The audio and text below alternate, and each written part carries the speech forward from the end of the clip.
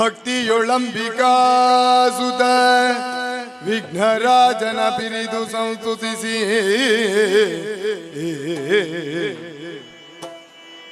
ಅಂಬುನಿಧಿಯ ಆತ್ಮಜೆಗೆ ಕೈ ಮುಗಿದು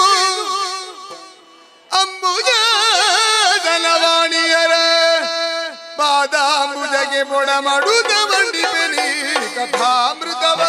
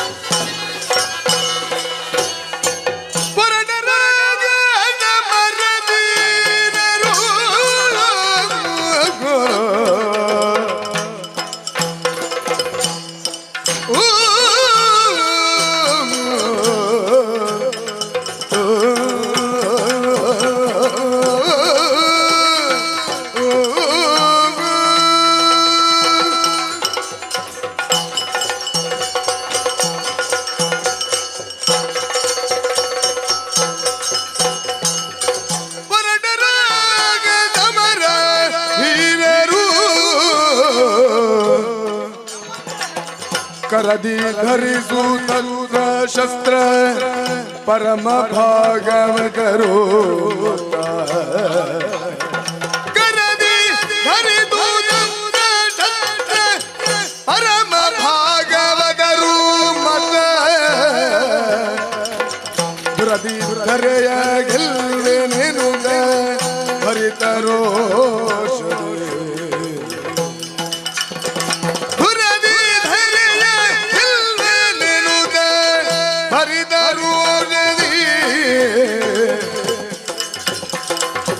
ಹೊರಟರಾಗ ಸಮರ ವೀರನು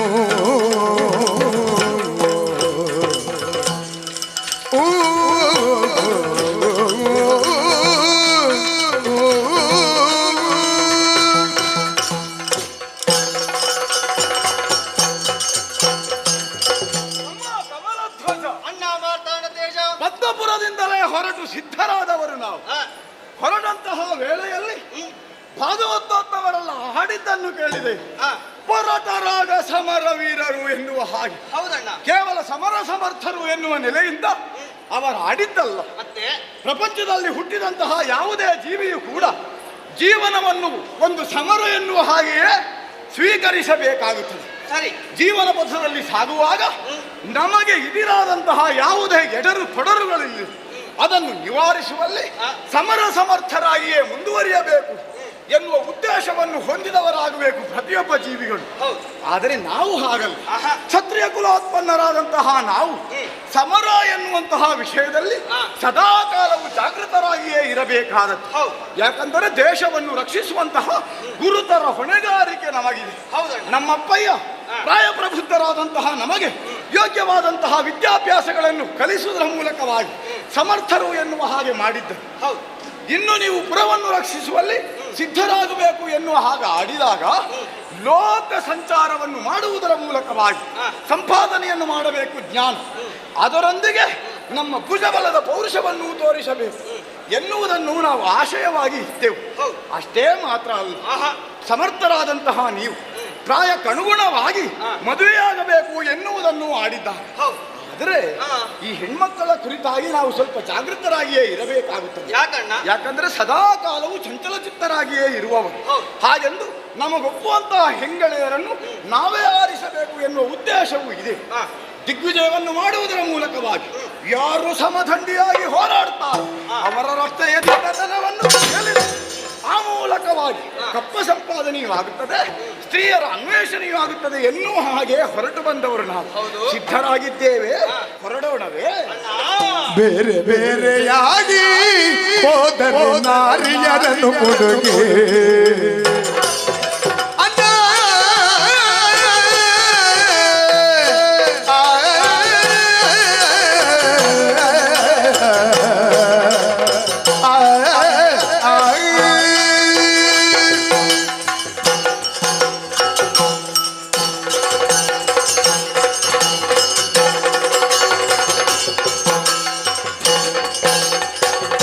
ಬೇರೆಯಾಗಿ ಹೋದರೆ ನಾರಿಯರನ್ನು ಕೊಡುಗೆ, ಹೋದರೆ ನಾರಿಯರನ್ನು ಕೊಡುಗೆ. ಹಿರಿಯರನ್ನು ನಾವು ಸೇರುತ್ತ ಬೇಗದಿ, ಹಿರಿಯರನ್ನು ನಾವು ಸೇರುತ್ತ ಬೇಗದಿ, ಕಾರಣದಿ ಮೂರ ಪೊಗುವೆ. ಬೇರೆ ಬೇರೆಯಾಗಿ ಹೋದರೆ ನಾರಿಯರನ್ನು ಕೊಡುಗೆ.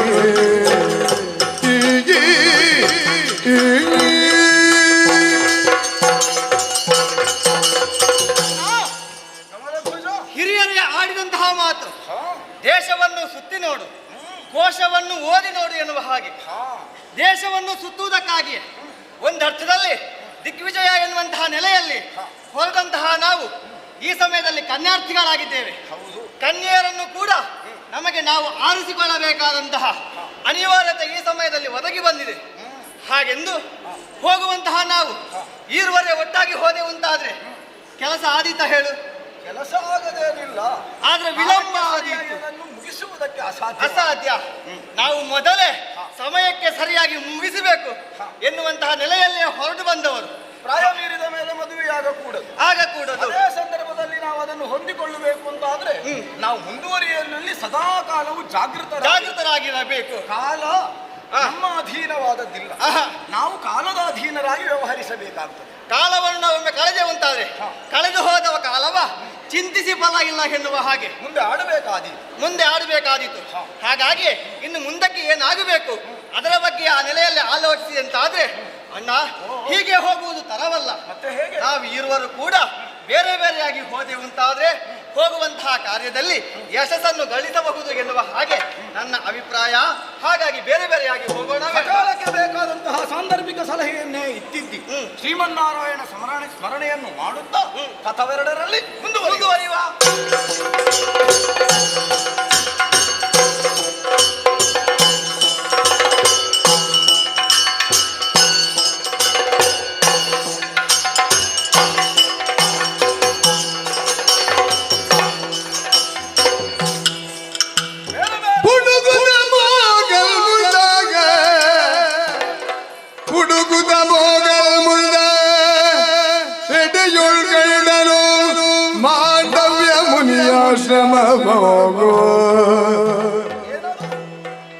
ಕಂಡು ಭಯಭಕ್ತಿಯನಾದುರೆ, ಕಂಡು ಭಯಭಕ್ತಿಯನಾದುರೆ ಪೊಡವಿಗೆ ಮೈಗೆ ನುತಿಸಿದ ಪರಿಪರೆಯೋ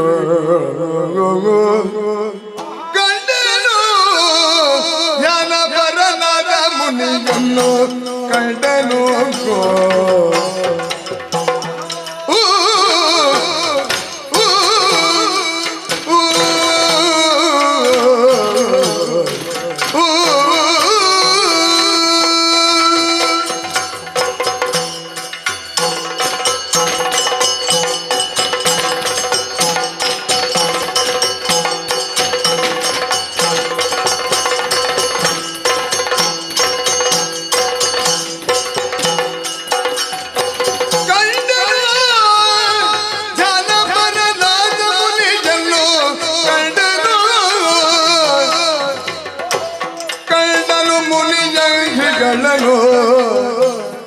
ನೆಲೆಗೊಂಡು ತಪವ ಮಾಡುವುದು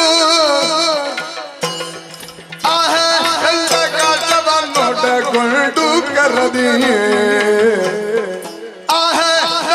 ಕಾಟವನ್ನೊಡಗೊಂಡು ಕರದಿಯೇ ನಿಜ ಕೂಟದ ಬಳಿಯೋಳು ಮಂಡಿಸಿದವನನ್ನು ಕಂಡನು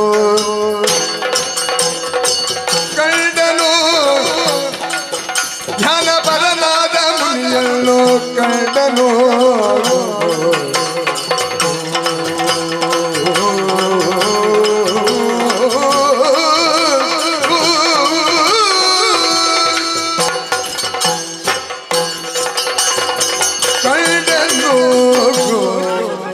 ಮಾಡುತ್ತಾ ತೊಡಗಿದವರು ತಮ್ಮನೊಂದು ಪಥವನ್ನು ಹಿಡಿದರೆ ನಾನೊಂದು ದಾರಿಯಲ್ಲಿ ಸಾಗಿದೆ. ಹೀಗೆ ಸಾಗುತ್ತಿರುವಾಗ ಏನು ಅದ್ಭುತ ಇದು! ಯಾವುದೋ ಒಂದು ಅಭೂತಪೂರ್ವವಾದಂತಹ ಅವ್ಯಕ್ತವಾದಂತಹ ಸೆಳೆತ ಈ ಪ್ರದೇಶದಲ್ಲಿ ನನಗಾಯಿತು ಎನ್ನುವ ಕಾರಣದಿಂದಲೇ ಅದೇನು ಎನ್ನುವ ಹಾಗೆ ಅರಸುತ್ತಾ ಮುಂದೆ ಬಂದರೆ ಪರಮ ತೇಜೋ ಪುಂಜವೇ ನನ್ನ ಕಣ್ಣೆದುರಿಗೆ ಕಂಗೊಳಿಸುತ್ತಾ ಇದೆ. ಆಹಾ, ತಪೋನಿಧಿಗಳು ಧ್ಯಾನಾಸಕ್ತರಾಗಿದ್ದಾರೆ. ಪರಮೇಶ್ವರನದ್ದೋ ಅಥವಾ ಹರಿಯದ್ದೋ ಬ್ರಹ್ಮನದ್ದು ತಪಸ್ಸನ್ನು ಮಾಡುವುದರ ಮೂಲಕವಾಗಿ ಲೋಕ ಕಲ್ಯಾಣವನ್ನು ಸದಾಕಾಲವು ಮಾಡುವವರು ಈ ಋಷಿ ವರ್ಗದವರು. ಅವರ ದರ್ಶನದ ಭಾಗ್ಯ ನಮಗಾಯಿತು ಅಂತ ಆದ್ರೆ ಜೀವನದಲ್ಲಿ ಅದಕ್ಕಿಂತ ಪರಮವಾದ ಲಾಭ ಮತ್ತೊಂದುಂಟೆ. ಅದಕ್ಕಾಗಿಯೇ ಅವರ ಕಾಲುಗಳ ಮುಂದೆ ಕೈಯೊಡ್ಡಿ ಬೇಡ್ತಾನೆ, ಜಯ ಜಯ ಜಯ ಜಯ. ಧ್ಯಾನವುದ್ದಾನವಾಗಿ ನೃಪವರನ ಸೂನುವನು ನೋಡಿ ನಾನಾ ಪ್ರಕಾರದಿಂದ ಮುನಿ ಕೇಳ ಏನು ನೀನಿಲ್ಲಿ ಬಂದ ಕಾರಣವ ಬೇಳಿಲ್ಲುಡು ಮತ್ತೆ ನೀನ್ಯಾರೆಂಬುದರು ಹೀಗನು ಘೋರವನದೊಳು ತಿರುಗುವ ಪರಿಯನು ವಿಚಾರಿಸುವ ಬೇಡುರಿದವ ಕಾರಣವ ಬೇಳೆನ್ನೋಳು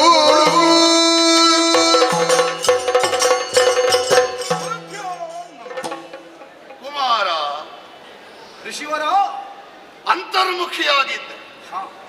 ಬಹಿರಂಗದ ಯಾವ ಪ್ರಕೃತಿ ವಿಕೋಪಗಳು ಅಂತರ್ಮುಖಿಯಾಗಿದ್ದಂತ ಒಬ್ಬ ಋಷಿಯನ್ನು ಬಡಿದೆಬ್ಬಿಸದು. ಆದರೆ ವಿಕೋಪ ಎಬ್ಬಿಸದೇ ಇದ್ರು ಭಾವದ ಪ್ರೀತಿ, ಭಾವದ ಭಕ್ತಿ ಎಷ್ಟು ಆಳಕ್ಕೆ ಹೋದವನನ್ನಾದರೂ ಎಬ್ಬಿಸ್ತದೆ. ಹಾಗಾಗಿ ಅಲ್ವೇ ಆಡಂಬರದಿಂದ ಕರೆದರೆ ಕೇಳದೇ ಇರುವಂತಹ ಋಷಿಕಲ್ಪವೋ ದೇವಕಲ್ಪವೋ ಭಾವಭಕ್ತಿಯಿಂದ ಮುಕ್ತತೆಯಿಂದ ಕರೆದರೆ ಎಲ್ಲಿಂದ ಎಲ್ಲಿಯವರೆಗೆ ಬರ್ತದೆ. ನಂಬಿಕೆ ಮತ್ತು ಭಕ್ತಿ ಈ ಪ್ರಪಂಚದಲ್ಲಿ ಪ್ರಧಾನವಾದ ಆಧಾರ ಸ್ತಂಭಗಳೆರಡು.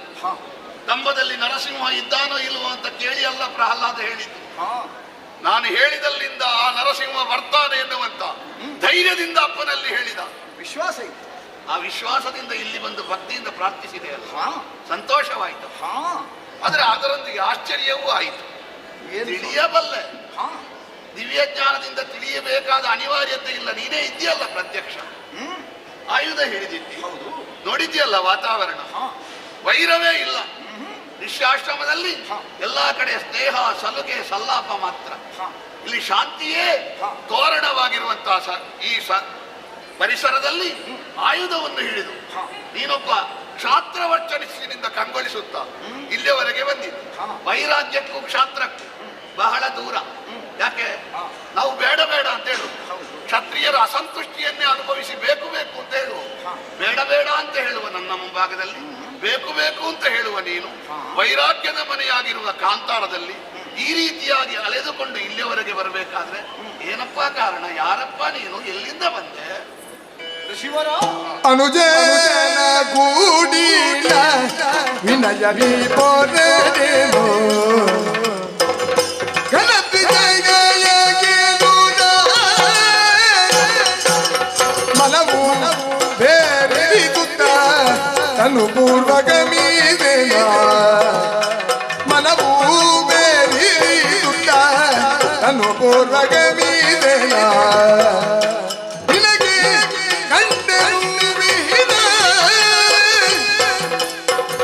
ಅನುಜನ ಕುಡೀನ ವಿನಯದಿ ಪೊರೆದೇನೋ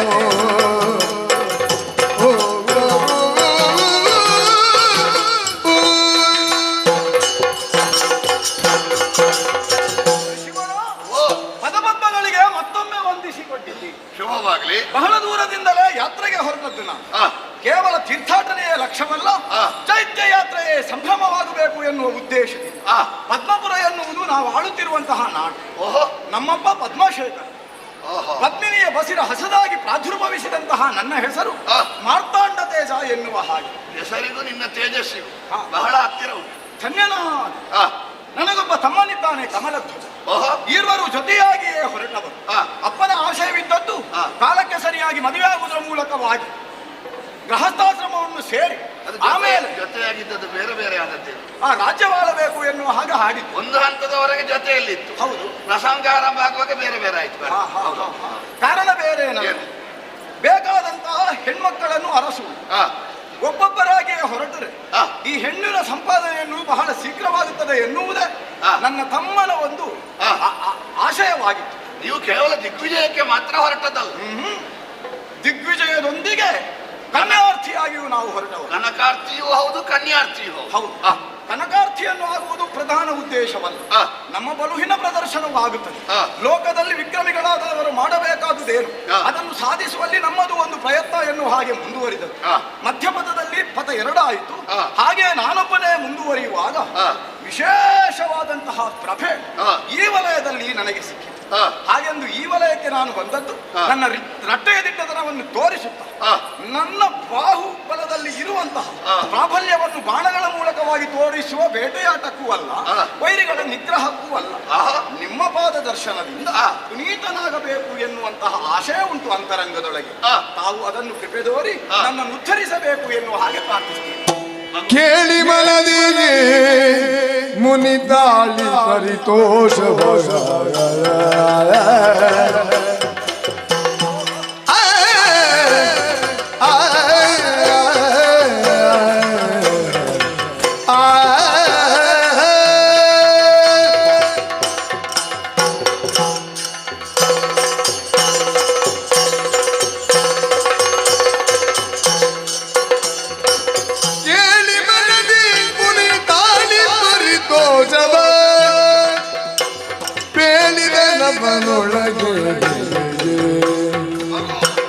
ಆಲಿಸುತ್ತಲಿ ಪರ್ಣಶಾಲೆಯುಳಿರುಗು ಆಲಿಸುತ್ತಲಿ ಪರ್ಣಶಾಲೆಯುಳಿರು ಬರುವ ಬೇಳುವೆ ನಿಮಗೆ ಕೇಳಿ ಮನದಿ ಮುನಿ ಕಾಳಿ ಪರಿತೋಷವಾಗ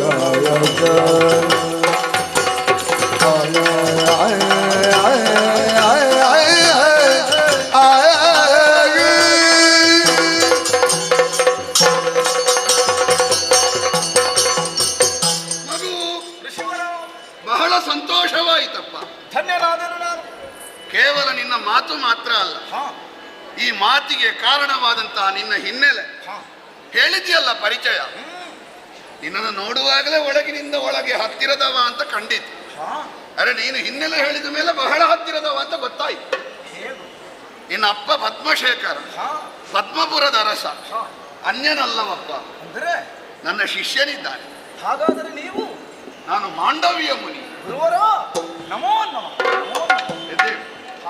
ಶುಭವಾಗಿ. ಬಹುಶಃ ಇನ್ನು ಅಪ್ಪ ಹೇಳಿ ಬಂದದ್ದಿಲ್ಲ ಅಂತ ಕಾಣ್ತದೆ. ಖಂಡಿತವಾಗಿ ಅಲ್ಲ, ನೀನಾಗಿಯೇ ಬಂದಿದ್ದು. ಹೊರಡುವಾಗ ಆಡಿದ್ದಾನೆ, ವಿಶೇಷವಾದಂತಹ ಸಂಪಾದನೆಯನ್ನು ಆಗುವಲ್ಲಿ ಕಳೆದುಕೊಳ್ಳಕೂಡದು ಎನ್ನುವ ಹಾಗೆ. ಋಣಾನುಬಂಧ ನೋಡು. ನಾವು ಎಷ್ಟು ಅನ್ನ ಉಣ್ಣಬೇಕು ಅಂತ ನಾವು ಉಣ್ಣುವ ಅನ್ನದಲ್ಲಿ ನಮ್ಮ ಹೆಸರು ಬರೆದಿರ್ತದೆ. ನಾವು ಎಷ್ಟು ಪ್ರಾಪ್ತಿ ಮಾಡಬೇಕು ಎನ್ನುವುದಾಗಿ, ನಾವು ಕಲಿಯುವ ವಿದ್ಯೆ ಎಷ್ಟು ಎನ್ನುವುದಾಗಿ ಮೊದಲೇ ನಿರ್ಣಯ ಆಗಿರ್ತದೆ. ಬಹುಶಃ ಇಲ್ಲಿಯವರೆಗೆ ಬರಬೇಕು ಎನ್ನುವುದು ಋಣಾನುಬಂಧ ಇರಬೇಕು. ಇಲ್ಲದೆ ಹೋದರೆ ಅಯೋಚಿತವಾಗಿ ನೀನು ಇಲ್ಲಿಯವರೆಗೆ ಬಂದಿದ್ದಿ ಎಂದಾದ್ರೆ ನಿನಗೂ ಹೌದು ನನಗೂ ಹೌದು, ಇಬ್ಬರಿಗೂ ಪ್ರಾಪ್ತಿ. ಅಗೋ ಬಹಳ ಸಂತೋಷ ಆಯಿತು. ಬಹಳಷ್ಟನ್ನು ಸಾಧನೆ ಮಾಡಬೇಕಾದವ ನೀನು. ಮಣ್ಣಿನ ಮುದ್ದೆಯಂತಿರುವಂತಹ ಒಂದು ಜೀವಕ್ಕೆ ದೇಹವನ್ನು ತಾಯಿ ತಂದೆ ಕೊಟ್ಟರೆ ಅದಕ್ಕೊಂದು ಆಕಾರವನ್ನು ಗುರುವಿನ ಅನುಗ್ರಹ ಕೊಡುವುದು. ನೀನು ಗುರುಮುಖೇನ ಕಲಿತಿರಬಹುದು. ದೈಹಿಕವಾಗಿ ಹಾಗೂ ವಾಚಿಕವಾಗಿ ಮಾನಸಿಕವಾಗಿ ಎಲ್ಲ ವಿಭಾಗದಲ್ಲಿ ದೃಢನಾಗುತ್ತಾ ದಿಗ್ವಿಜಯವನ್ನು ಮಾಡುತ್ತಾ ಮುಂದುವರಿಯಬೇಕು ಎಂದಾದರೆ ಇನ್ನಷ್ಟು ಪಕ್ವಗೊಳ್ಳಬೇಕು. ಕಲಿತು ಮುಗಿಯಲಿಕ್ಕೆ ಅಂತ ಇಲ್ಲಲ್ಲ, ಎಷ್ಟು ಕಲಿತರೂ ಇನ್ನೂ ಬೇಕು ಎನ್ನುವ ಭಾವ ಯಾರಿಗಿರ್ತದೆ ಅವ ಬೆಳವಣಿಗೆ ಆಗುತ್ತದೆ ಅಂತ ಅರ್ಥ. ಬದುಕಲ್ಲಿ ಯಶಸ್ವಿ ಆಗುತ್ತಾರೆ. ಲೋಕಕ್ಕೆ ಧಾರ್ಮಿಕವಾಗಿ ನಡೆಯುವುದಕ್ಕೆ ಶಾಸ್ತ್ರ, ನಡೆಯದೇ ಇದ್ದವರಿಗೆ ಶಾಸನ, ಎರಡನ್ನೂ ನಿನಗೆ ಹೇಳಿಕೊಡ್ತೇನೆ. ಶಾಸ್ತ್ರ ಏನು ಅಂತ ಹೇಳಲಿಕ್ಕೆ ಶಾಸ್ತ್ರವನ್ನು ಕಲಿಸ್ತೇನೆ. ಅದನ್ನು ಕೇಳದೇ ಇದ್ರೆ ಶಾಸನ ಮಾಡಲಿಕ್ಕೆ ಸರ್ವಜಯ ಎನ್ನುವಂತ ಬಹುದೊಡ್ಡ ಧನುಸ್ಸು, ಅದರೊಂದಿಗೆ ವಿದ್ಯೆಗಳು, ಶಸ್ತ್ರಾಸ್ತ್ರಗಳು, ಅದರೊಂದಿಗೆ ಮಂತ್ರ. ಯಾವ ಮಂತ್ರ? ದ್ವಾದಶಾಕ್ಷರಿ ಮಂತ್ರ. ಓಂ ನಮೋ ಭಗವತಿ ವಾಸುದೇವಾಯ. 5 ವರ್ಷದ ಮಗು ತಂದೆಯ ತೊಡೆಯಲ್ಲಿ ಕುಳಿತುಕೊಳ್ಳುವುದಕ್ಕೆ ಯೋಗ ಇಲ್ಲ ಅಂತ ಬೇಸರದಿಂದ ಆ ಓಂ ನಮೋ ಭಗವತೆ ವಾಸುದೇವಾಯ ಎನ್ನುವ ದ್ವಾದಶಾಕ್ಷರಿಯನ್ನು ಹೇಳಿದ ಪರಿಣಾಮ ಇವತ್ತು ಎಲ್ಲಿದ್ದಾನೆ ಅಂತ ಕೇಳಿದರೆ 500 ವರ್ಷದವನು ಮೇಲೆ ನೋಡುವಷ್ಟು ದೊಡ್ಡ ಧ್ರುವ ಮಂಡಲದಲ್ಲಿದ್ದಾನೆ. ಅಪ್ಪಯ್ಯ ಹೇಳುತ್ತಿದ್ದ ಅಲ್ವೇ? ಅಂತ ದ್ವಾದಶಾಕ್ಷರಿ ಮಂತ್ರ ನಿಜವಾದ ಕ್ಷರ ಇಲ್ಲ. ಅದರ ವಿಶೇಷತೆಯನ್ನು, ವೈಶಿಷ್ಟ್ಯವನ್ನು, ಅದರೊಂದಿಗೆ ಶಸ್ತ್ರಾಸ್ತ್ರಾದಿಗಳ ವಿದ್ಯೆಯನ್ನು ಎಲ್ಲವನ್ನೂ ಬೋಧಿಸುತ್ತಾ ನಿನಗೆ ಬೇಕಾದಂಥ ಪುಷ್ಟಿಯನ್ನು, ಗ್ರಾಸವನ್ನು ಕೊಡುವುದಕ್ಕೆ ಬೇಕಾಗಿ ದೈಹಿಕವಾಗಿಯೂ ಮಾನಸಿಕವಾಗಿಯೂ ಸಿದ್ಧ ಮಾಡುವಂತಹ ಸಮರ್ಪಣಾ ಭಾವದ ಗುರು ಇದ್ದೇನೆ, ಗುರು ನಾನಿದ್ದೇನೆ. ಕಲಿಯುವುದಕ್ಕೆ ನಿನಗೆ ಆಸಕ್ತಿ ಉಂಟು ಅಂತ ಇಷ್ಟ. ಖಂಡಿತವಾಗಿ ಕೆಲವರಿಗೆ ಹೇಳಿ ನಾವು ಕರೆದು ಹೇಳಿದ್ರೆ ಅವ್ರು ಕರೆದು ಹೇಳಿ ಪ್ರಯೋಜನ ಇಲ್ಲ. ಅವರಿಗೆ ಕೇಳಬೇಕು ಅಂತ ಮನಸ್ಸು ಬೇಡುವ. ಇಲ್ಲದಿದ್ರೆ ಏನಾಗ್ತದೆ? ಗುಡ್ಡಕ್ಕೆ ಮಣ್ಣು ಹಾಕಿದಾಗೆ ಆಗ್ತದೆ, ಪ್ರಯೋಜನ ಇಲ್ಲ. ಸಮುದ್ರಕ್ಕೆ ನೀರು ಹಾಕಿದ ಹಾಗೆ ಆಗ್ತದೆ. ಏನಾದ್ರೂ ಬರಿದಾಗಿ ಉಂಟಾ ಅಲ್ಲ ಸಮುದ್ರ ಗುಡ್ಡದ ಹಾಗೆ ಉಂಟಾ ಅಂತ ಒಂದು ಪ್ರಶ್ನೆ. ಅರಸುತ್ತಿದ್ದಂತಹ ಫಲವೊಂದು ನನಗರಿವಿಲ್ಲದ ಹಾಗೆ ನನ್ನ ಕೈ ಸೇರಿದ ಹಾಗಾಗಿದೆ. ಹೌದಲ್ಲ? ನೀನು ಮುಂದುವರಿಲಿಕ್ಕೆ ಉಂಟು, ನಾನು ನಿನಗೆ ವಿದ್ಯೆಯನ್ನು ಕಲಿಸಲಿಕ್ಕೆ ಉಂಟು. ನಾನು ಕಲಿಸುವಾಗ ನಾನು ಮಾಡಬೇಕಾದ ಕರ್ತವ್ಯ ಅಂತ ಮಾತ್ರ ಭಾವಿಸುವುದಲ್ಲ, ನನ್ನದು ಸೇವೆ ಅಂತ ಭಾವಿಸುವುದು. ಕರುಣಗಳು ರಕ್ಷಿಸಿದರಿಗೆ ಶ್ರೀಹರಿಯು ನಮ್ಮನೆನುದ ಮೊಗಳುದ ಪರಮ ಮೋಹದಿ ಜತೆಯನಗಲದೆ ಪೊರಡರಲ್ಲಿಂದ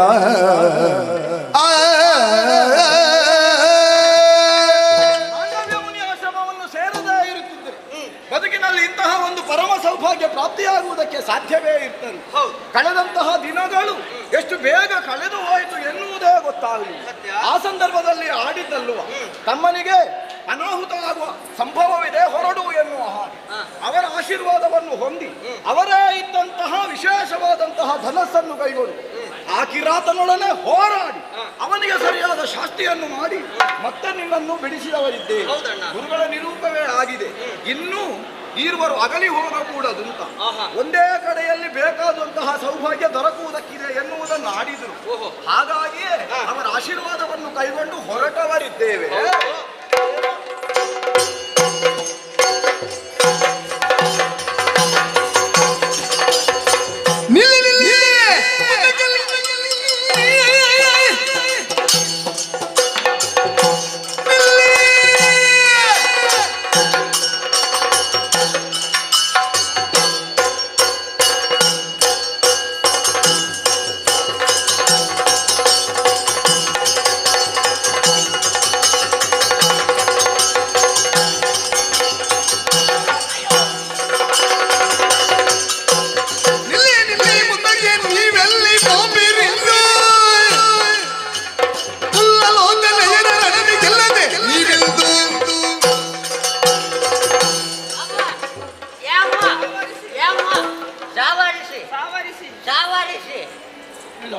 ಅದನ್ನು ಅವರಿಗೆ ಹೇಳಬೇಕಾದದ್ದಲ್ಲ.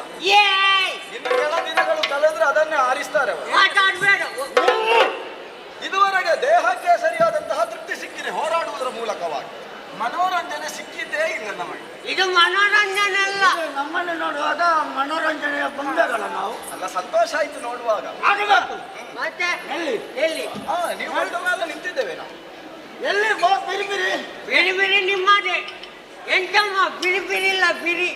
ಎಲ್ಲಿ ಬಿರಿ ಬಿರಿ ಬಿರಿ ಬಿರಿ ಬೇಡ, ಬಿರಿ ಒಂದು ಸಾಕು. ಬಿರಿ ಒಂದು ಹಾ, ಎಲ್ಲಿ ಬಿರಿ ಬಿರಿ. ನೋಡಿದ್ದೀರಾ? ಹಾ. ಎಂತದಿದೆಯಲ್ಲ ಎಂತ ಎಲ್ಲ ನೋಡು, ನೋಡಿ ಎಂತದ ಮುಂದೆ ನೋಡು, ಒಂದಾದ್ರೂ ಉಂಟಾ? ಮುಂದೆ ನೋಡು, ಮುಂದೆ ನೋಡಲ್ಲಿ. ಆಗಲ್ಲ ಅದು. ಹಾ. ಮುಂದೆ ಮುಂದೆ ನೋಡು. ನೋಡಿ ಎಂತದ್ದು ಎಂತಾದ್ರೂ ಉಂಟಾ ಅಲ್ಲಿ? ಅದೆಲ್ಲರಿಗೆ ನಿಮ್ಮನ್ನು ಎಲ್ಲವರನ್ನು ನೋಡುವಾಗ ಹಾಗೇ ಕಾಣ್ತದೆ. ಎಂತದ್ದು? ಅದನ್ನು ನೀನು ಏನು? ಮುಂದೆ ನೋಡ್ಬೇಕು ಅಂತ ಅನಿಸ್ತದೆ ಅಂತ. ಹೌದಾ? ಎಲ್ಲ ಪುಡಿ ಪುಡಿ ಆಗಿದೆ. ಹೌದಲ್ಲ? ನಾವು ನೆಟ್ಟದ್ದು ನೀವೇ ನೆಟ್ಟದ್ದು. ಹೂ ಗಿಡಗಳು, ಹಾ. ಮಲ್ಲಿಗೆ ಬಳ್ಳಿ ಹಾ. ಎಲ್ಲ ಕಿತ್ತು ಹೋಗಿದೆ. ಹಾ. ಒಳ್ಳೆ ಕೊಳದ ನೀರು ನೋಡು. ಹಾ. ಏನಾಗಿದೆ ಕೊಳದ ನೀರು? ಎಲ್ಲ ಹಾಳಾಗಿದೆ. ಯಾರು ಹಾಳು ಮಾಡಿದ್ದು? ಇವರೇ. ಮಾತು ಮಕ್ಕಳು ಇವರು. ಹಾ. ಯಾರು ನೀವು? ಯಾಕೆ ಹೀಗೆಲ್ಲ ಮಾಡಿದ್ದೀರಿ? ಮುಂದಕ್ಕೆ ಎಲ್ಲಿಗೆ ಹೋಗಿ. ಇದು ನಮಗೆ ಪ್ರಥಮ ಏನಲ್ಲ.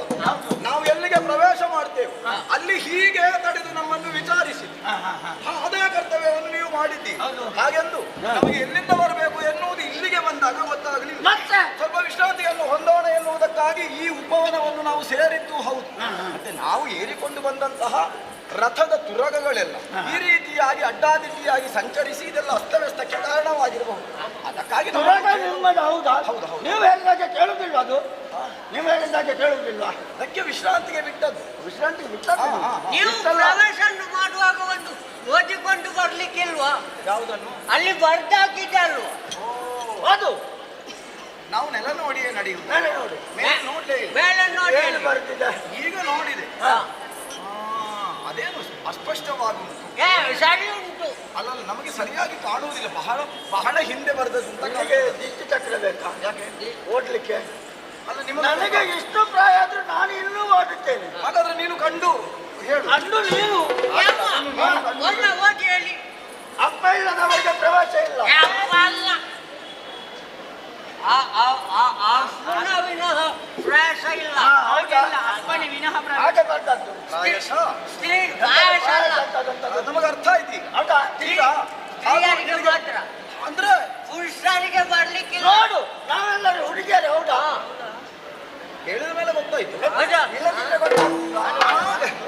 ಅಲ್ಲ, ಈಗ ಅವರೆಲ್ಲರೂ ಹುಡುಗಿಯರು ಅಂತ ನೀವು ಹೇಳಿದ ಮೇಲೆ ಗೊತ್ತಾಯ್ತು. ನನ್ನನ್ನು ನೋಡುವಾಗಲೇ ನಿನಗೆ ಗೊತ್ತಾಗುದಿಲ್ವಾ? ಹುಡುಗಿ ಅಂತ ಗೊತ್ತಾಗುವುದಿಲ್ಲ, ಮತ್ತೆ ಹುಡುಗನ ನಾನು. ಅಜ್ಜಿ ಅಂತ ಗೊತ್ತಾಗುತ್ತೆ. ಅಜ್ಜಲ್ಲ ಅಂತ ಹೇಳಿ. ಅಜ್ಜಿ ಅಜ್ಜಿ ನಿನ್ನ ಅಜ್ಜಿ. ಅಂದ್ರೆ ಮುದುಕಿ ಅಂತ ಹೇಳಿ ಯಾರು ಹೇಳಿದ್ದು ಮುದುಕಿ? ಅಲ್ಲ, ಕಾಣುದು ಯಾವುದು? ಬಿಳಿ ಆಗಿದೆ. ಅದು ಬಿಸಿಲಿಗೆ ಬಾಗಿ ಹೋಗೋದಾಯ್ತಾ? ಅದು ಬಿಳಿ ಆಟ ಅಲ್ಲ, ಎಲ್ಲ ಬೆಳ್ಳಿ ಆಟು. ಕೂದಲು. ಹೌದಾ? ಹಾ. ಏನೇ ಇರಲಿ, ಬಂದ ಉದ್ದೇಶ ದಿಗ್ವಿಜಯ. ಇಲ್ಲಿ ಸ್ತ್ರೀಯರೋ ಪುರುಷರ ಎನ್ನುವಂತಹ ವಿಚಾರ ನಮಗೂ ಗೊತ್ತಿರಲಿಲ್ಲ. ಹೌದಾ? ಬಂದಾದ ಮೇಲೆ ನಾವು ಅದನ್ನು ಪೂರೈಸಿಯೇ ಸಿದ್ಧ. ಈಗ ಬಂದಾಯ್ತಾ? ಇಷ್ಟು ಬೇಗ ಬಂದಾಯ್ತಾ? ಕಾಣುವುದಿಲ್ವಾ? ಹೌದಾ, ಬಂದಾಯ್ತು. ಆದ್ದರಿಂದ ಇಲ್ಲಿ ನಿಮ್ಮನ್ನು ನೋಡಿಕೊಳ್ಳುವವರು ಯಾರು, ಅವರೊಂದಿಗೆ ನಾವು ಹೋರಾಟಕ್ಕೂ ಸಿದ್ಧ ಎನ್ನುವುದನ್ನು ನೀವು ಹಾಡಿ. ಅದೆಲ್ಲ ನಿನ್ನ ಅಧಿಕ ಪ್ರಸಂಗ ಬೇಡ. ಅಂದ್ರೆ ನಮ್ಮನ್ನು ನೋಡಿಕೊಳ್ಳುವ ಜನ ಯಾರು ಅಂತ ನಮಗೆ ಗೊತ್ತಿಲ್ಲ. ಎಲ್ಲಿಯಾದ್ರೂ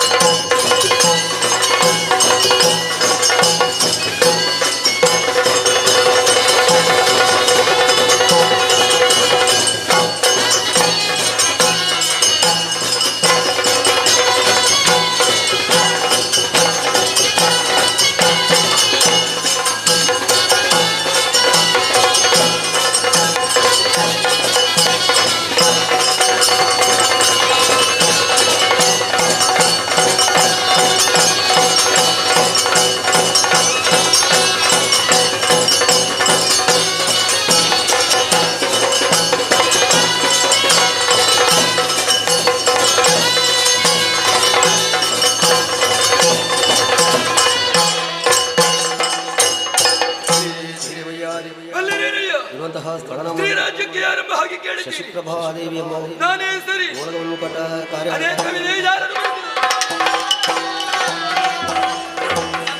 ಬೇಡಮ್ಮ ನಾರೀ ನಮಗೆ ಕಾಡು ನೌಕರಿಗೆ ಮೂಢ ಪುರುಷರು ಕಾಡುತ್ತಿರುವರು ನೋಡಿ ಮದವೇರಿ ಮೂಢ ಪುರುಷರು ಕಾಡುತ್ತಿರುವರು ನೋಡಿ ಮದವೇರಿ ಅಪ್ಪಪ್ಪ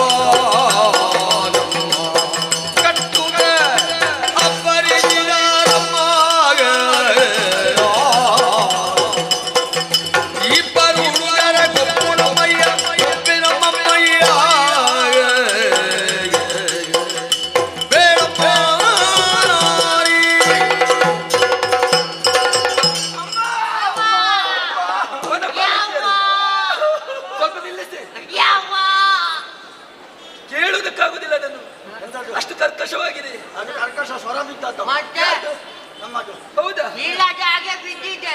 ಅಲ್ಲ ನಿಮಗೆ ಏನಾಯ್ತು ಅಂತ ಈ ರೀತಿಯಾಗಿ ಅರಚುವುದು ನೀವು ಬೇಡ ಕೊಟ್ಟದ್ದು ಕಡಿಮೆ ಆಯ್ತಾ ಯಾವುದು ವೇತನ ನೀವು ಮತ್ತೆ ನೀವು ಕೊಡುವುದು ಬೇಡ ಅಂತಲ್ಲ, ಕೊಡುವುದು ಕೊಡಿ. ಹಾ. ಇದು ಬೇಡ, ಉದ್ಯೋಗ ಬೇಡ ಇದು ಬೇಡ, ಒಮ್ಮೆ ತೆಗೆಯುವಂತ ಆಗ್ತದೆ. ಯಾಕೆ? ಯವ್ವ, ಏನಾಯ್ತು ಅಂತ ಬೇಕಲ್ಲ ಬೇಡಮ್ಮ ನಾರಿ ಕಾಡ ನೌಕರಿ ನೌಕರಿ ಕಷ್ಟ ಆಯ್ತು ಅಷ್ಟೇ ನಮಗೆ ಬಹಳ ಕಷ್ಟ ಆಯ್ತು ಅಮ್ಮ. ಅಲ್ಲ ಇಷ್ಟರವರೆಗೆ ನೀವು ಕಷ್ಟ ಆಗಿದೆ ಅಂತ ಹೇಳಿದ್ದೇ ಇಲ್ಲ ಇಲ್ಲ, ಇಲ್ಲ. ಇವತ್ತು ಬಂದು ಕಷ್ಟ ಆಗ್ತದೆ ಅಂತ ಹೇಳಿದ್ರೆ ಇವತ್ತು ಕೊನೆ ಅಲ್ವಾ? ಹಾ. ಹಾಗಾದ್ರೆ ನಾಳೆಯಿಂದ ಬರೋದಿಲ್ವ ನೀವು? ನಾನಿಲ್ಲ. ನಾವು ಬರುವುದೇ ಇಲ್ಲ ನಾವು. ರಜೆ. ವೇತನವೂ ಕೊಡುದಿಲ್ಲ ಹಾಗಲ್ಲ ಹಾ.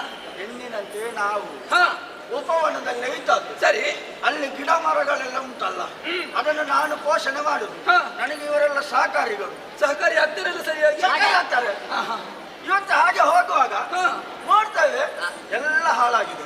ಹಾಳಾಗಿದೆ ಗಿಡಬಳ್ಳಿ ಎಲ್ಲ ಪುಡಿ ಪುಡಿ ಆಗಿದೆ. ಯಾರು ಮಾಡಿದ್ದದು? ಯಾರು ಮಾಡಿದ್ದು? ಪುಡಿ ಮಾಡಿದ್ದು ಯಾರು? ನೋಡುವಾಗ ಕುದುರೆ ಕುದುರೆ ಹಾ.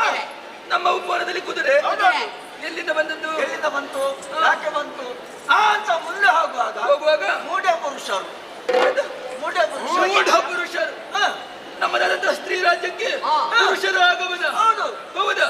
ಯಾರು ಏನಂತ ವಿಚಾರಿಸಬೇಕಿತ್ತು. ದೇಹರು ಮದವೇರಿ. ಹಾ. ಕಷ್ಟವಾದ ಉಂಟು ಅವರಿಗೆ. ಎಂತ ಮದ ಅವರಿಗೆ. ಮಾತಾಡ್ಲಿಕ್ಕೆ ಗೊತ್ತಿಲ್ಲ, ಬಿಸಿ ಆಗ್ತದೆ ಅವರಿಗೆ. ಹೌದಾ? ಹೌದು ಅಂತ. ಏನು ಮಾಡಿದ್ರು? ಒಬ್ಬ ನಾವು ಅದನ್ನು ನಿಲ್ಲಿಸಿದೆವು. ಹಾ. ಯಾಕೆ ಹೀಗೆ ಮಾಡಿದ್ರು ಅಂತ ಕೇಳಿದೆವು. ಅವರು ಎಂತದ್ದು ಅವರದ್ದು ದಿಗ್ಗುಜ್ಜ ಅಂತ ಮತ್ತೆ ದಿಗ್ವಿಜಯ ಮತ್ತೆ ಕನ್ಯಾ ಕರ್ತೆ ಅಂತ ಕನ್ಯಾರ್ಥಿಯಾಗಿ ಬಂದಿದ್ದಾರೆ. ಬಂದಿದ್ದಾರಂತೆ. ಹಾ. ಹಾಗೆ ಬಂದವರು ಇಲ್ಲಿಗೆ ಬಂದದ್ದಂತೆ. ಹಾ. ಅವರು ಮಾಡಿದ್ದಲ್ಲ ಅಂತ ಕುದುರೆ ಮಾಡಿದಂತೆ. ನಾವು ತಡೆದದಕ್ಕೆ ಹಾ.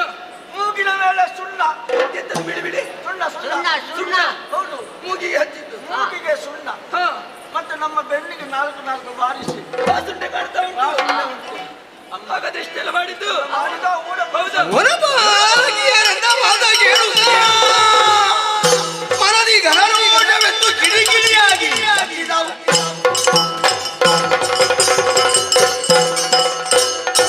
ಬಾಲಕಿಯರೇ, ನಿಮಗೆ ಈ ರೀತಿಯಾದಂತಹ ಚಿತ್ರಹಿಂಸೆಯನ್ನು ಕೊಟ್ಟಿದ್ದಾರೆ ಅವರು. ಭಯಂಕರ. ಹಾಗಾದ್ರೆ ಅವರನ್ನು ಸುಮ್ಮನೆ ಬಿಡಬಾರದು. ಬಿಡಬಾರದು. ಇದು ನಿಮ್ಮನ್ನು ದಂಡಿಸಿದ್ದಲ್ಲ, ಮತ್ತೆ? ಪರೋಕ್ಷವಾಗಿ ನನಗೆ ದಂಡಿಸಿದ್ದಾರೆ ಅವರು. ನಾವು ನಮಗೆ ನೋವಾಯ್ತಲ್ಲ ನಿಮಗೆ? ಹೌದು. ಹಾಗಾದ್ರೆ ಆ ನೋವು ನಿವಾರಣೆ ಆಗ್ಬೇಕು ತಾನೆ? ಎಣ್ಣೆ ಉಂಟಮ್ಮ. ಎಣ್ಣೆ ಹಾಕಬೇಕು ನೀನು. ಎಣ್ಣೆ ಹಾಕ್ಬೇಕು. ಇವತ್ತು ಹಾಕ್ಲೇಬೇಕು. ಇವತ್ತು ಹಾಕ್ಬೇಕು. ಹಾ. ಇನ್ನು ಉದ್ಯೋಗ ಮಾಡುವುದು ಬೇಡ. ಬೇಡ, ಬೇಡ. ಸ್ವಲ್ಪ ಎಣ್ಣೆ ಹಚ್ಚು, ಸ್ವಲ್ಪ ಮಲಗು, ವಿಶ್ರಾಂತಿ ಮಾಡಿದ್ರೆ ಎಲ್ಲವೂ ಸರಿಯಾಗ್ತದೆ.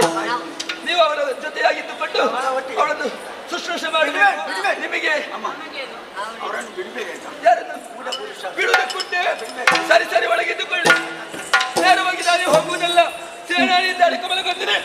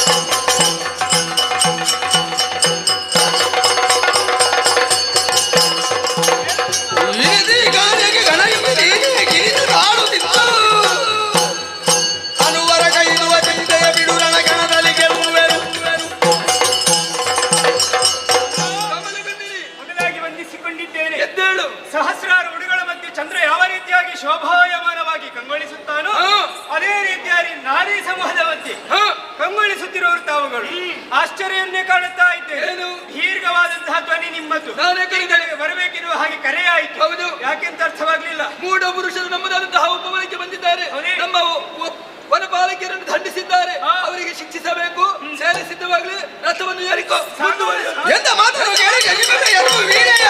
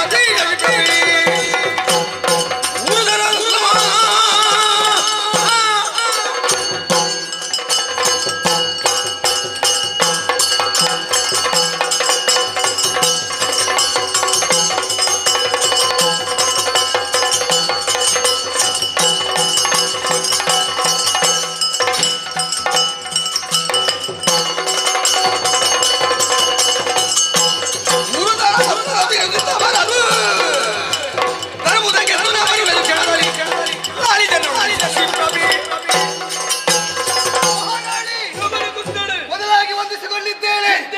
ಎಲ್ಲವನ್ನು ಸರಿಯಾಗಿ ಅರಿತುಕೊಂಡು ನಿಮ್ಮ ಬಳಿಗೆ ಬಂದಿದ್ದೇನೆ. ಈ ಸಂದರ್ಭದಲ್ಲಿ ಹೊರಪುರುಷರಾದವರು ನಮ್ಮ ಪುರಕ್ಕೆ ಆಯಿತೆ. ನಮ್ಮ ಒಳಬಾಲಕರಿಗೆ ಚಿತ್ರಹಿಂಸೆಯನ್ನು ಕೊಟ್ಟಿದ್ದಾರೆ. ಅದರ ಬಗ್ಗೆ ಯೋಚನೆ ಅಗತ್ಯವೇ ಇಲ್ಲ. ನೀವು ಹೊರಟು ನಿಂತವರಿದ್ದೀರಿ.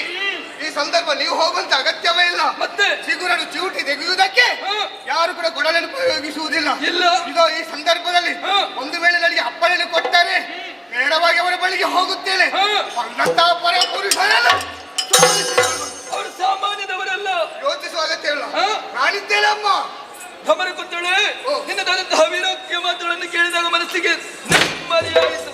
ಆದರೆ ಹೋಗುವಂತಹ ಸಂದರ್ಭದಲ್ಲಿ ಸ್ವಲ್ಪ ಆಲೋಚನೆಯನ್ನು ಮಾಡಬೇಕಾಗಿ ಬರ್ತದೆ. ಯಾವುದರ ಬಗ್ಗೆ? ಹುಡುಗರು ಅಂತಾಗುವಾಗ ಅವರು ಹೇಗಿರ್ತಾರೆ ಎನ್ನುವುದಾಗಿ ಹೇಳುವುದಕ್ಕಾಗುವುದಿಲ್ಲ. ಹೌದು. ಒಂದು ವೇಳೆ ನಮಗೆ ಕೈ ಸೋಲಾಯಿತು ಅಂತಾದ್ರೆ ಆಗ ನಾವು ಯೋಚನೆ ಮಾಡಬೇಕು. ಹೌದು. ಸೇನೆಯನ್ನು ಸಿದ್ಧಪಡಿಸಿದ್ದಾಳೆ ಕಮಲಗಂಧಿನಿ.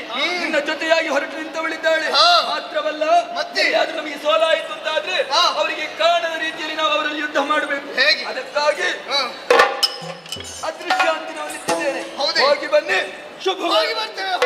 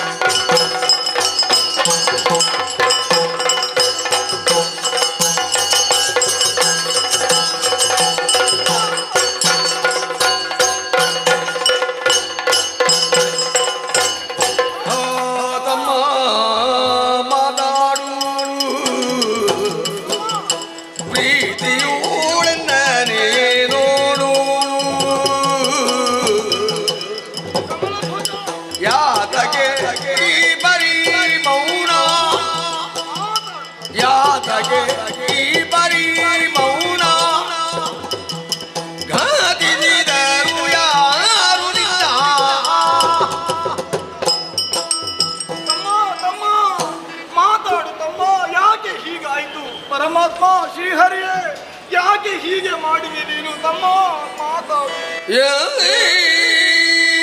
ಬರಿಯುಳುದು ಕದಳಿ ನೊಂದಿಯ ಮಾತಾಡದೆ ಜನ ನೋಡುದಲಿಯೇ ಸರಿಯಾಗಿ ನೋಡು ತಮ್ಮ. ಅರೆ ಯಾರಿವನು ಸುಂದರ ಪುರುಷ, ಯಾರಿವನು ಸುಂದರ ಪುರುಷ.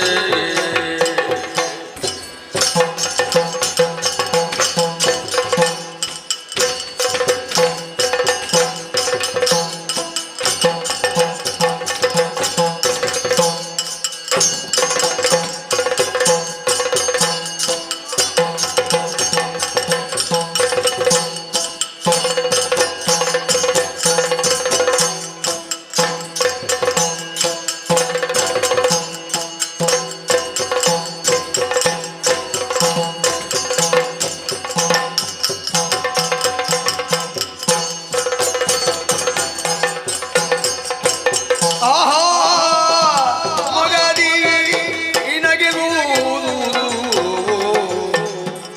ಇವನ ದೇಹವು ಒಳ್ಳ ಕಾಂತಿಯ ಮೋಹವು ಇವನೋಳು ಹುಟ್ಟುತ್ತಲಿ ಹೋದು ಎನ್ನ ನಡೆಸಿದರೆ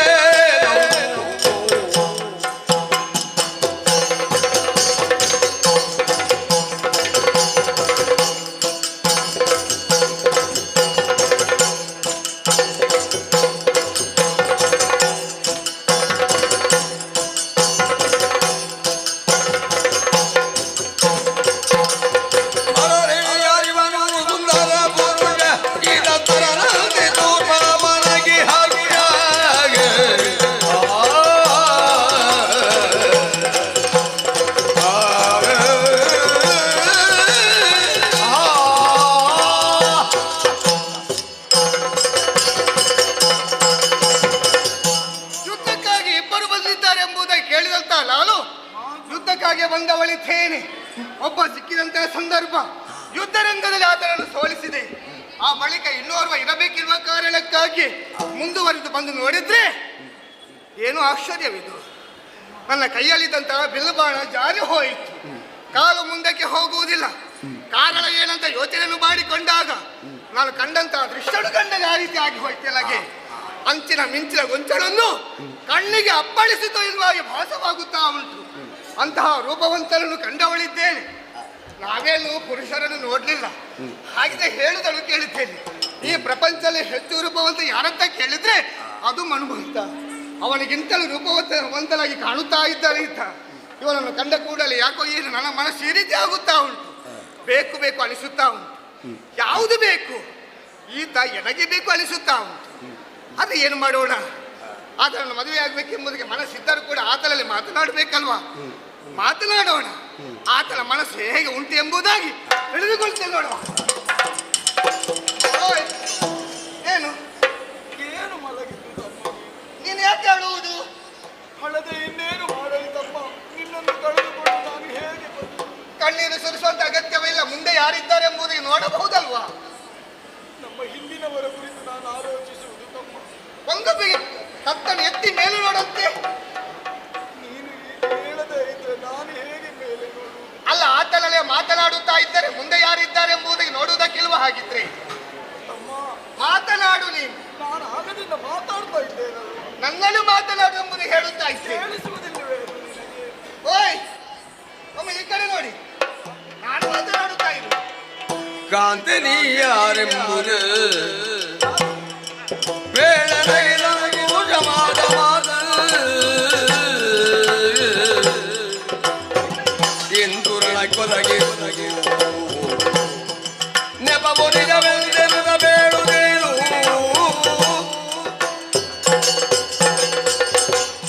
ಯಾರೇ ನೀನು? ನನ್ನ ತಮ್ಮ ಹೀಗಾಗುವುದಕ್ಕೆ ಕಾರಣ ನೀನೆಯೋ ಹೌದು. ಅಥವಾ ಈ ಸ್ಥಿತಿ ಮಾಡಿದವರು ಯಾರು ಎನ್ನುವುದು ನಿನಗೆ ಗೊತ್ತೇ. ನೀನು ನಿನ್ನಷ್ಟಕ್ಕೆ ಮಾತನಾಡುವುದು ಅಂತ ನಾನು ಭಾವಿಸಿದ್ದು. ಏನು ನೀನು ಯಾಕೆ ಹೀಗೆ ಮಾತಾಡಿದ್ದೆ? ನಿಜವಾಗಿ ಹೇಳಬೇಕಾದ್ರೆ ನಿನ್ನ ತಮ್ಮನ ಈ ಪರಿಸ್ಥಿತಿಗೆ ಕಾರಣ ನಾನಾಗಿದ್ದೇನೆ. ಅಯ್ಯೋ. ಆದ್ರೆ ನಾನು ಬೇರೆ ಯಾರು ಅಲ್ಲ. ಇಲ್ಲಿಯ ಮಹಾರಾಣಿ ಶಶಿಪ್ರಭೆ ಎಂಬುದಾಗಿ. ಮಂತ್ರಿನಿ ನಾನು ಕ್ರಮಣ ಕುಂತಾಳೆ. ಹೌದಾ? ಹೌದೇ ಹೌದು. ಯುದ್ಧರಂಗಕ್ಕಾಗಿ ಬಂದವಳು. ಒಂದು ನಿಮ್ಮ ತಮ್ಮನನ್ನು ಸೋಲಿಸಿದೆ.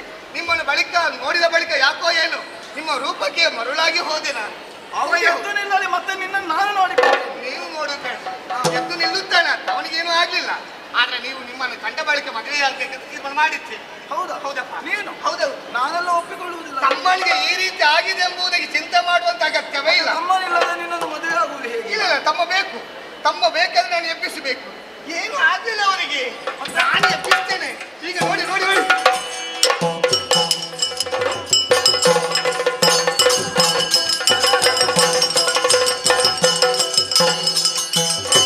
ಅಮ್ಮ ಒಮ್ಮೆ ಬಿಡ್ಬೇಕಲ್ಲ ನೀವು? ಅವಳಿಗೆ ಬಿಡ್ಲಿಕ್ಕೆಲ್ಲ ಇತ್ತಲ್ಲ? ನೀನೊಮ್ಮೆ ಬಿದ್ದಿದ್ದಿ. ಬಿದ್ದದೆ ಬಿಡ್ಲಿಕ್ಕೆ ಕಾರಣ ಅವಳೇ. ಹೌದು, ಅದಕ್ಕೆ ಅವಳನ್ನು ಬೀಳಿಸ್ತೇನೆ ಅಂತ. ಇನ್ನೊಮ್ಮೆ ಬೀಳುವುದು ಬೇಡ ನೀನು. ನಾನು ಬೀಳಿಕ್ಕಿಲ್ಲ, ಅವಳನ್ನು ಬೀಳಿಸ್ತೇನೆ. ತಮ್ಮ ನೀನು ಸುಮ್ಮನೆ ಇರು. ಅತ್ತಿಗೆಗೆ ಯಾರಾದ್ರೂ ಹೊಡಿತಾ? ಅತ್ತಿಗೆಯ ಯಾವಾಗದಿಂದ?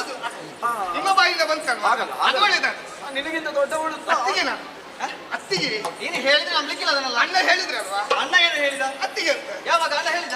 ನಿನಗೆ ನಾನು ಅಣ್ಣ. ಇವು ನಿನ್ಗೆ ಅಣ್ಣ, ನಾನು ನಿನ್ಗೆ ಅತ್ತಿ. ಅದು ಹೇಗಾಗುದು? ಅದು ಹಾಗೆ ಆಗುದು. ಅಲ್ಲ, ನಾವು ಕನಕಾರ್ಥಿಯಾಗಿ ಬಂದದ್ದು, ಕನ್ಯಾರ್ಥಿಯಾಗಿ ಬಂದದ್ದು. ಹೌದು. ಒಂದು ಸಿಕ್ಕಿತಲ್ವಾ? ಮದುವೆ ಆಗ್ಬೇಕೆಂಬುದಾಗಿದ್ದೇವೆ. ಹಾಗಾಗಿ ಇವರನ್ನು ಮದುವೆ ಆದ ಬಳಿಕ ನಿಮ್ಗೆ ಅತ್ತಿಗೆ ಆಗ್ಬೇಕಲ್ವಾ? ಭ್ರಮಣ ಕೊಡ್ತಾಳೆ. ಆ, ನೋಡು, ನನಗೂ ಉಂಟು ನಿನಗೂ ಉಂಟು. ನೋಡು ನೋಡಿ. ನೀನು ಯಾವಾಗ ಬಂದದ್ದು? ಏನೇ? ನೀನು ಯಾವಾಗ ಬಂದದ್ದು? ಅಲ್ಲಿ ಹೊರಟು ಬಂದದ್ದು ಹೇಗೆ ನೀನು? ಹೇಗೆ? ನೀನು ಇವಳಲ್ಲಿ ಮಾತಾಡ್ಬೇಡ, ಅವನಲ್ಲಿ ಮಾತಾಡು. ಇನ್ನಲ್ಲಿ ಮಾತಾಡ್ಲಿಕ್ಕೆ ಬಂದದ್ದಲ್ಲ ನಾನು. ಅವ- ಬೇಕಾದ ಇವಳು. ಹೀಗೆ? ಹೌದೇನೆ? ಏನು? ಅಲ್ಲಿ ಬೇಕಾದಷ್ಟು ಬೊಗಳಿ ಬಂದಿದ್ಯಲ್ಲ, ಏನಂತ? ನಾನು ಹಾಗೆ ಮಾಡ್ತೇನೆ, ಹೀಗೆ ಮಾಡ್ತೇನೆ. ಅಲ್ಲ, ಏನಂತ ಹೇಳಿ? ಅವರನ್ನು ಎಳೆದುಕೊಂಡು ಬರ್ತೇನೆ ಅಂತ ಹೇಳಿದ್ದೆ. ಹೌದಲ್ವಾ? ಒಬ್ಬನನ್ನು ಸೋಲಿಸಿದ್ದೆ. ಹೌದಲ್ಲ? ಪರಾಕ್ರಮ ಏನಂತ ಗೊತ್ತಾಯ್ತು. ಮತ್ತೊಬ್ಬನನ್ನು? ಇವರನ್ನು ಬಂದ ಬಳಿಕ ಇವರ ರೂಪಕ್ಕೆ ಮರುಳಾಗಿದ್ದೆ. ಮದುವೆ ಆಗ್ಬೇಕು. ಹೌದು, ಅವಳಿಗೆ ನೀನು ಇಷ್ಟು ಚೆನ್ನಾಗಿ ಮಾತಾಡ್ತಿ, ಮತ್ತೆ ಅವಳು ಹೇಳಿ ಅವಳಿಗೆ ಬೇಸರ ಆಗುದು. ನಾನು ನಿಮ್ಮನ್ನು ಮದುವೆ ಆದ್ರೆ ಅವಳನ್ನು ಮದುವೆ ಆಗುದು. ಏ, ನನಗೆ ಆ ರೀತಿ ಬೇಸರ ಅಲ್ವೇನು? ಕೊಟ್ಟ ಮಾತಿಗೆ ತಪ್ಪು ಮಾಡುದು. ನೀನು ಆಡಿದ್ದೇನು, ನಡೆದುಕೊಂಡದ್ದು ಹೇಗಾಯ್ತು? ಕೊಟ್ಟ ಮಾತಿಗೆ ನೀನು ಬಂದಿಲ್ಲಿ ಅವನ ರೂಪಕ್ಕೆ ಮರಳಾದಿಯಲ್ಲ. ಹೌದು, ನೀನು ನೋಡು ಎಷ್ಟು ಚಂದ ಇದ್ದ. ನಾನು ಅವನನ್ನು ನೋಡುವುದೇ, ನನಗೆ ಬೇಡವೇ. ನಾನು ಮಾತಿಗೆ ತಪ್ಪುವಳಲ್ಲ. ನೀನು ಭ್ರಮೆ ಆಯ್ತಲ್ಲ ನಿನಗೆ. ಭ್ರಮೆ ಅಲ್ಲ. ಮರ ಕುಂತಳೆ ಭ್ರಮೆಯಾಗಿ ಇಲ್ವೇ? ದುರೆ ನಿಮ್ಮ ಜೊತೆಲಿ ಹೋಗುವ. ಕಲಿಸ್ತೇನೆ. ಸ್ವಲ್ಪ ಸರಿ ಇಲ್ವಾ ಅಂತಲ್ವಾ? ಹಾಗೆ ಹೌದಪ್ಪ. ಹೌದು, ನಾವೇನು ಮಾಡಿದ್ವಿ? ನಿಮ್ಮ ಜೊತೆ ನಾನು ಬರೋದು. ನೀನು ಎಲ್ಲಿ ಹೋಗ್ತೀರಾ ಅಲ್ಲಿಗೆ ಬರೋದು.